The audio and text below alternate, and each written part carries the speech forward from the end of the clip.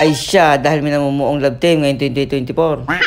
Ay siya, di kumain kami dito sa lutong henerasyon. Hindi, wow. Dahil si Kuya Jake ay bumisita sa amin dito sa Laguna. At syempre, para makasama kanyang baby loves. Sana all.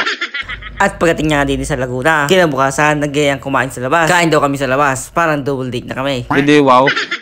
At syempre, basta kainan, game na game ako dyan. Kwarta lang ang kulang. At nung lalakad-lakad niya kami, naghanap kami ng aming mga kainan. Ay natanaw namin aring lutong henerasyon. Kaya pinuntahan agad namin para tingnan ang mga pagkain din eh. At pagkakita namin, mukhang ayos naman ang mga pagkain din. Mukhang masarap. Sige, din na. At hindi lang pala mukhang masarap ang mga pagkain din eh. Talagang napakasarap. Pihong mapapadami ang kain namin na din eh. Pihong sira na naman ang diet ng dalawang kasama ko din eh. Kaya naman kung naghahanap kayo ng masarap na kainan, di na kayo pumunta. Ako na nagsasabi sa inyo, napakasarap ng pagkain din eh. Mapapasanal ko sa sarap at mapaparami ka ng kain. Katulad na re, aray nagdadayet, aray hindi kumakain paggabi. Nakakailang bulos na pare. Ayos yan, para sulit.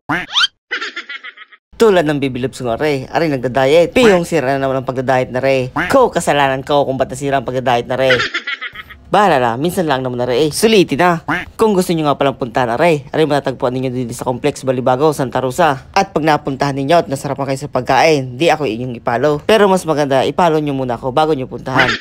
Tapos pasya na rin, para awa nyo na. At doon nagkakabayaran na, parang magwa 1, 2, 3 ako, parang wala kang kwarta. Joke lang.